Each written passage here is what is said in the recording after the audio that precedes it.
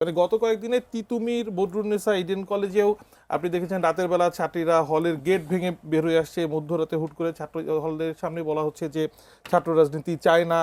অনেকে দাবি করছেন এবং মানে নাসির ভাইরা তো বলছেন যে এরা ইসলামী ছাত্রী সংস্থার সদস্য। প্রথমে জানতে চাই আসলে কি তাই কিনা, আচ্ছা, নাকি আপনি মনে করছেন এরাও আসলে সাধারণ নাসির ভাইদের কাছ থেকে মানে যেহেতু একটা সরকার দলীয় ছাত্র সংগঠন, আমি তাদের কাছে আরো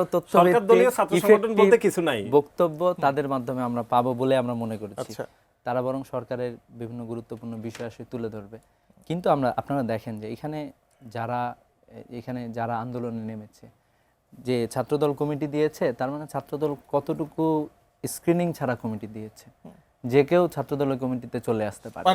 দেখেন কমিটি দেন না, মানে তিতুমির কলেজে আত্মপ্রকাশের পর ইসলামী ছাত্র শিবির 2 সদস্যের কমিটি দিয়েছে, এখন পর্যন্ত পূর্ণাঙ্গ কমিটি দেয়নি।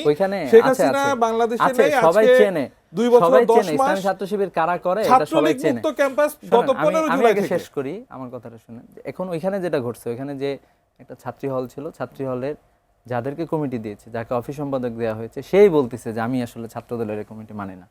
যাকে নাসির ভাই, রাকিব ভাইরা কমিটিতে দিলেন, তুমি হলে এই হলের দায়িত্বে। এরপরে ঠিক ইডেনে একই রকম, যে তারা আসলে কমিটি দিচ্ছে, কিন্তু কমিটির লোকজনও প্রতিবাদ করতেছে আমরা ছাত্র রাজনীতি চাই না, কেন আমাদের নাম দেওয়া হলো।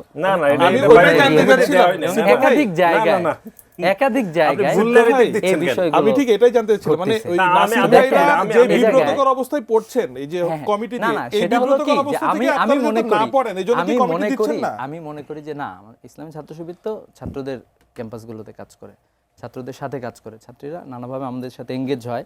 কিন্তু এখানে যেটা প্রশ্ন, যে ছাত্র রাজনীতি যেহেতু একটা ট্রমার মধ্যে দিয়ে গিয়েছে, এজন্য ছাত্র দলকে যেটা করতে হবে সেটা হচ্ছে ইফেক্টিভ কিছু কর্মসূচি থ্রো করতে হবে।